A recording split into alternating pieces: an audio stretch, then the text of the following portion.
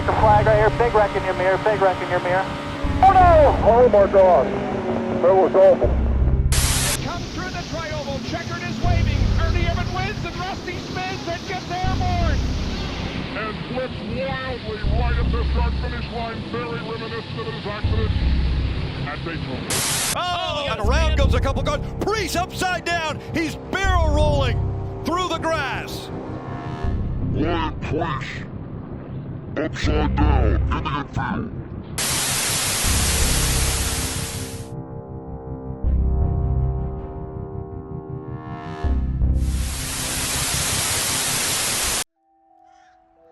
Happy Halloween, everyone. It's a time of year where the weather is changing, the holidays are starting to begin, and nighttime seems to be lasting longer and longer. It's also a sign that the NASCAR season is just about done for the year, an exciting but bittersweet moment for race fans. And what better way to round out the month of October with one last episode of a new series that many have come to enjoy. Even though NASCAR is not a scary sport by any means, that doesn't mean there haven't been moments that have truly scared us as race fans. Now don't worry, I doubt I will end this series at only 3 episodes. However, in celebration of Halloween, I want to share with you all some of the more shocking and terrifying moments that have happened in the sport. Nothing that I show will be graphic. However, there will be some cases where people have lost their lives due to tragic events. Because of that, I want to say viewer discretion may be advised for some parts of this video. But don't you worry, nothing abhorrent will be shown, but the mood will definitely be set this Halloween as we dive into more moments in NASCAR where time froze.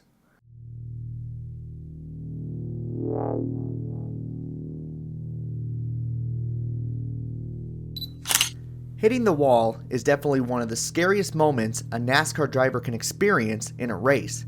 I mean, who wouldn't be? Going triple digits into a concrete barrier, the amount of G-force is enough to excessively damage the car and put the driver at risk of injury. But as scary as that may be, it is nothing compared to the impact cars can have with the material above the wall. The catch fence. Austin Hill in the 21. Big crash. Up and over. Caution is out. The catch fence is in place to ensure that the cars do not fly off the racetrack. Something that NASCAR is thankful to have, as some of the most shocking moments in history frozen in time have come from crashes involving the fence. I could list many incidents that have involved the catch fence in NASCAR's lifespan. In fact, a whole episode could be made by sharing these types of incidents. However, I want to focus on just one today, as I feel like this is by far the scariest crash to come from NASCAR's history. That would come from a race series that hasn't been talked about in this series yet, the Craftsman Truck Series. In 2000, the Truck Series would make its first ever start at Daytona International Speedway. There was a lot to be excited about, as many believe that this was a big step for the motorsport series. Over 52 teams attempted to make the race, and many stars of the sport were looking to become the first driver to win at Daytona. For the most part, it seemed like everything was going extremely well in the race. That was, until the intensity would pick up past the halfway point. One driver that was running in the race was Jeffrey Bodine, a longtime staple driver in NASCAR. He was driving the number 15 truck for Billy Below Motorsports. On lap 57, Bodine would have a strong charge on the outside lane in the tri-oval, making his way to the front. However, contact was made between the drivers of Rob Morgan and Kurt Busch on the inside lanes, causing Morgan's truck to shoot back up the racetrack towards Bodine. And what would happen next? Well, it's best that I just show you. Whoa. Oh, look out. We got trouble. This is going to hurt. Uh-oh. Oh, my. Oh, my.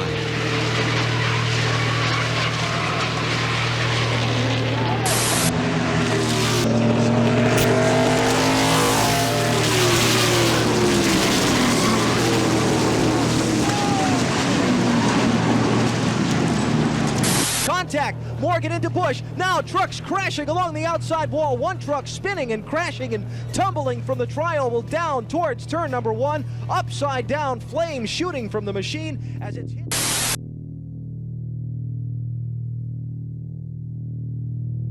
Jeffrey Bodine's truck would go airborne and hit the tri-oval cat's fence. The truck would then be shredded by the fence, immediately bursting into flames. If that wasn't bad enough, the truck would keep its massive momentum and roll down the front straightaway in front of multiple trucks. Not everyone could avoid the truck, as it would be hit again, causing another ball of fire to erupt. Finally, the truck would come to rest, but the damage was insurmountable. Many assumed that there was no chance that the driver survived the crash, as it was something no one had witnessed in the past. Even close-ups of what was the truck was just a shredded hunk of metal. All people could do was what the commentator said immediately afterwards, and that was keep our fingers crossed. Just a few seconds ago, there, look at Jeff, he's moving his arms. That is the best news we could give you. He's moving that bag, and so Jeffrey is alert, at least, and conscious and able to move. I don't know about you guys, but I'm breathing a little bit better right now. In what could only be described as luck, Jeffrey Bodine could be seen moving while he was stretchered away, meaning that he was alive. The saving grace was that the roll bars did exactly what they were designed to do, keeping him from being crushed. Bodine was transferred to a nearby hospital and began his recovery in intensive care. However, he wouldn't stay too long. It was reported that he suffered some burns, and the most significant injuries were a broken bone in one wrist and a cracked vertebra. 5 spectators were injured from flying debris after the truck crash. None of the injuries were serious. Bodine said it himself that God blessed him, and it's amazing he is still here. It is almost a miracle that the outcome wasn't worse that day, as looking at the aftermath, many wonder how someone could survive such a gruesome incident. A moment that many look at in astonishment, as it is certainly a wreck that will stay in the mind of all for many years to come.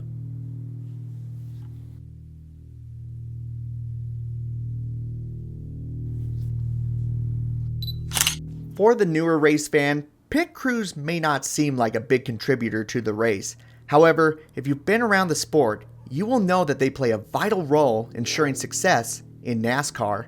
With that said, pit crew members put themselves in dangerous situations in order to change the tires and add fuel to the vehicles.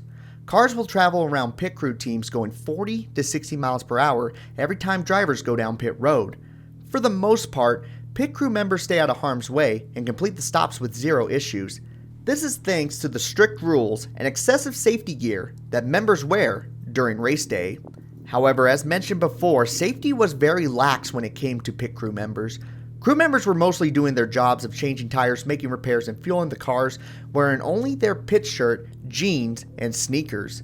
The race cars weren't really enforced that much on pit road either. In fact, speed limits were not enforced and cars could run at almost full speed. So what made NASCAR change the rules? Well, tragically, it would come from a dark moment in NASCAR's history. For the final time of 1990, 41 cars fire to life as we get set to bring you live coverage of the Atlanta Journal 500 from Atlanta Motor Speedway. In the year 1990, NASCAR was in a great time for the sport. Superstars of all ages were competing, and the scene at every racetrack was filled with tens of thousands of fans any given race day. The cars were starting to step away from looking like its street counterparts and took on more of an image of its own. NASCAR was continually ramping its product, making it bigger and bigger to keep up with the speed of the new decade. But perhaps that speed was too much for a race at season's end at Atlanta Motor Speedway. In the Atlanta Journal 500, drivers were on the absolute edge, trying to cap off the season with a good finish. Some of the strongest drivers in this race were Ricky Rudd and Bill Elliott. Both drivers were doing what they could to win the race, and that was pushing it to the absolute limit. With just over 30 laps remaining, the caution flag came out, and in front of the pack, Bill Elliott darted down pit road. The cameras were on him as he pitted. Mike Rich and the rest of Elliott's pit crew went to work on the lead car. A few car lengths behind was Ricky Rudd, who was approaching from behind headed towards his stall right in front of Elliott's. As Rudd attempted to brake, the rear wheels of his Chevrolet locked up, sending his car spinning out of control straight towards Elliott's car. What happened next would be a moment where everyone watched in horror. You take on 4 tires. This is something they did not want to see. Oh, look out, look out! Oh my gosh! Ricky Rudd got tapped in, one of Elliott's crewmen, underneath the cars. He came flying in. Now they push Ricky Rudd's car away. Here comes Rudd's car in. You see the right rear tire changer did not know that car was coming, and the jack man was hit as well. So I'm sorry to yell, but, you know, we know these people, they're family, and I saw it coming, and that's why Stunned onlookers and viewers witnessed the most frightening pit road incident in NASCAR history. Ricky Rudd had just backed into multiple pit crew members at a tremendous speed, and none of them saw it coming. Tommy Cole, Bill Elliott's jackman, was hit and sent flying. He suffered a broken arm and spent the night in the hospital. Mike Rich, however, never had a chance. He was pinned between the 2 cars and suffered head and chest injuries. He was airlifted to a nearby hospital and underwent surgery, but sadly died hours later. Mike Rich's death was a wake-up call to NASCAR. The racing organization implemented significant changes the following year. One of the most important was the introduction of a pit road speed limit. While the implementation of a speed limit was a huge improvement for the safety of pit crew members, additional protocols were instituted through the years. Team members are now restricted to when they can go over the wall and are required to secure mechanical equipment, and all members must wear helmets. Mike Rich got his job because of an accident on pit road. He lost his life several years later in another accident at age 32. His passing changed NASCAR's mindset towards the safety of pit crews, and as a result has prevented further deaths from happening on pit road.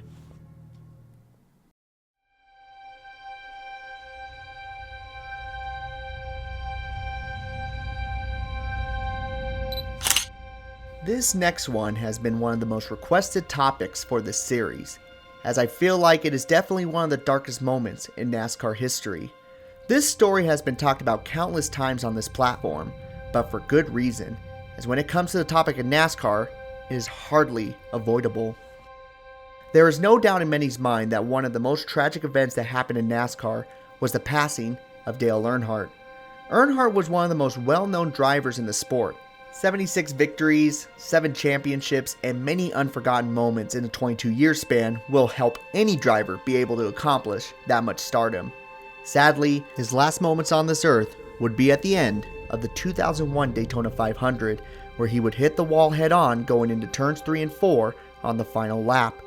The massive impact, as well as a broken seatbelt and a lack of safety compared to today, is what led to the North Carolina native passing at the age of 49. The racing world was absolutely stunned by this news, and many believed a big chunk of NASCAR was gone that day.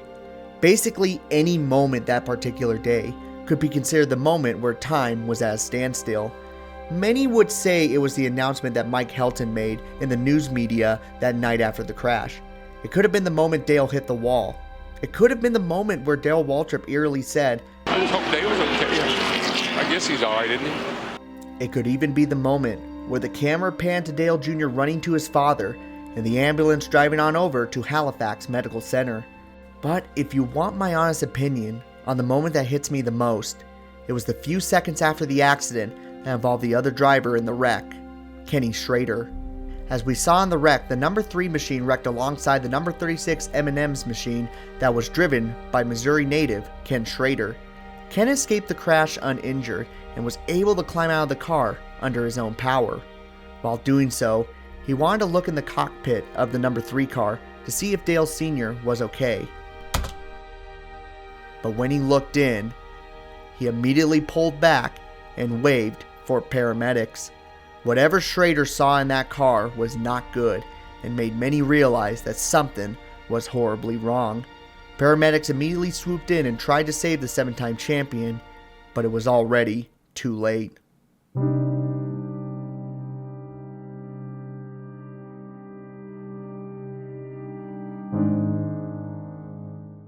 To this day, Ken Schrader has not gone into detail on what exactly he saw in the car that day, and honestly, I'm glad he has never talked about it to the public. To have him look into the car and immediately wave frantically to paramedics with his eyes as big as they were meant that what he saw was frightening, to say the least.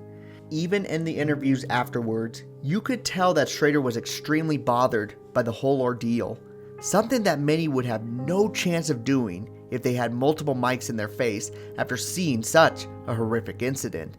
Today, Dale Earnhardt is still greatly missed by many, and the hole in many hearts is still there by the tragic loss. Unfortunately, this moment will be one that will forever be frozen in time in NASCAR history, as the day NASCAR lost arguably its greatest driver. Thank you so much for watching. If you would like me to continue this series, please let me know down in the comments section. It will more than likely expand to other series such as Indy Cars and Formula 1, just to name a couple. I know the last couple of stories were very sad in particular, but I wanted to share them because they are super important to NASCAR's history. Most importantly, guys, I want to wish you a happy Halloween. I thank you guys so much for the continual support, and as always, you all take care.